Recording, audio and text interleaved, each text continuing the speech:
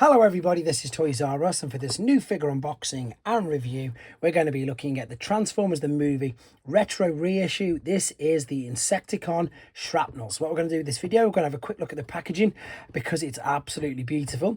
Then we're going to have a look at the entire contents of the packaging, see what comes with him.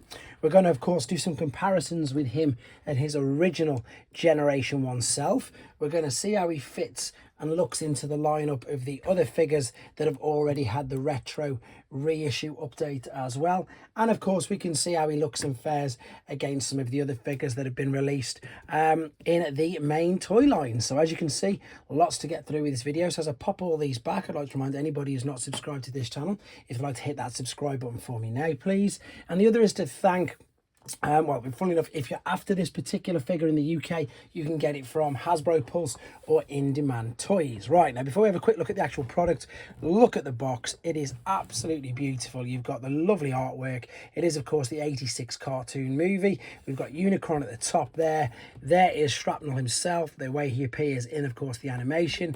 There's his actual toy. We've got the product images there again on the side, and the box does indeed wrap around. He does have a tech spec, which I'm going to hold there and say to you guys, if you want to read that, you can pause and read that now, but I can't speak all them languages, let's be honest. Right, and that is pretty much it for the packaging. For people who collect the original G1s, it is totally different, guys, so don't get a case. If you're looking to display this in a case, it's completely the wrong height, it's completely the wrong size. It's very, very different, so don't be buying an Insecticon G1 case to store these in if you are going to be collecting mint in sealed box. You can see it's nothing like it at all. So there's the packaging.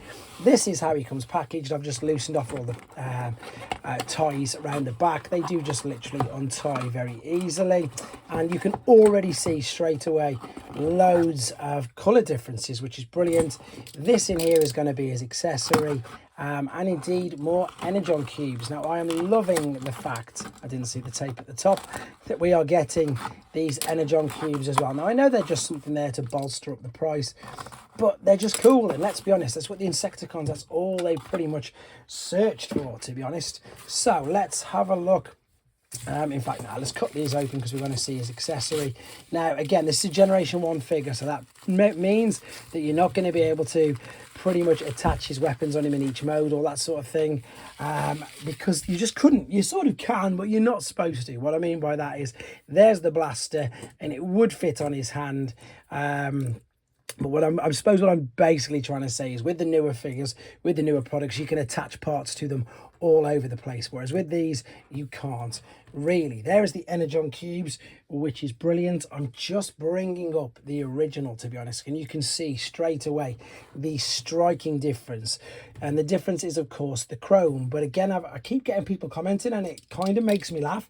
People saying, oh, it's got no chrome, it's no good. But it's based, again, I need to reiterate this, it is based on how he appears in the animation. So in the animation, of course, you couldn't see the ad chrome. He just had like this silver painted antenna, which look, you know what, they look good. They look exactly what they want them to.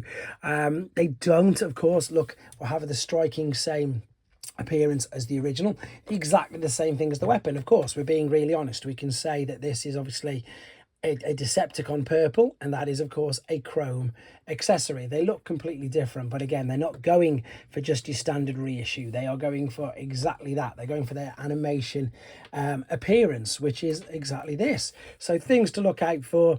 That is now, of course, not see-through. There's a lovely tamper-graphed Decepticon symbol on there, but of course there are no other stickers. Now that can be negative if you want it to be, but for me it doesn't make a difference because again, we're looking for the animated version, not the toy version. Anyway, let's have a quick look. So we've got these wheels here, of course, how you would roll him around in the alternate mode. You can see that there.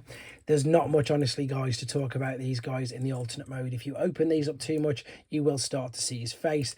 The good thing is, though, that you've got the face like the newer version of it, which I'm going to be getting in a second. So let's have a look at him transformed. Let's take these legs. I haven't done this in ages, so if I forget this, it's going to be embarrassing. Fold the feet down. Now, I'm pretty sure, let me just move the arms up, that he's got a waist swivel, so I can do, yeah, there you go. that is how he's going to look. Let's bring the arms down, fold the wheels to the back, and then open up this. That's beautiful. I know it's not got chrome. I know it's, you know, doesn't have the same pizzazz as that. I love these toys. I grew up with these toys. And again, I've got a separate affiliation for them, but that is as close as you're going to get to his animation in the original G1 toy. So I really like that. The Energon cubes you can store in the chest, which is brilliant. So I'm going to pop one in there. I'm going to attach his blaster to him. In fact, before I do that, let me show you the articulation or lack of. Shoulders will go all the way around. Oh, no, they won't. I was going to say, but they may get hindered. They do. The fist just gets hindered, but that's about it. Of course, no lateral movement. You've just seen there's a waist swivel, but that is purely for transformation. The legs do kick forward and backwards as well, believe it or not. And I'm pretty sure we've got... Have we got a knee bend? Have I? No, I don't think. No, of course we haven't. Look, it's completely fused there. It's a good job I didn't try and force that. You can say that's an ankle tilt if you want. I'm not going to. But I suppose it does look a little bit like it. Right. If I put the gun... What am I doing? It's like I've completely forgot the gun. There we go. Over the forearm like so. Let's do the obvious comparisons. I need to lower this just a little bit more. Like so. There they are. So again, glaring colour. If you want the Generation 1 figure, you can still get the reissue ones, or you can get them cheap enough on eBay. If you want this one, this is the retro version. Now, this is going to look... The reason why I'm doing this is because just to show you how much it's going to stick out like a sore thumb. So here are the two we've got so far. And then here is the one that we are still missing, which has got to be one of the ones on the list. And see how different he looks instantaneously with that chrome, with the translucent chest, and with the chrome weapon. Wow, Bombshell, you are proper loose. proper loose. Right. Yeah, that is... I'm just wanting to stand up. Right. That's how they look. Can't wait to get the new one. Let's do a few more comparisons before I bring in the newer versions of him. So because I've got these to hand, I'm not going to bring them all out. I know I keep doing that on all the videos, including the Galvatron.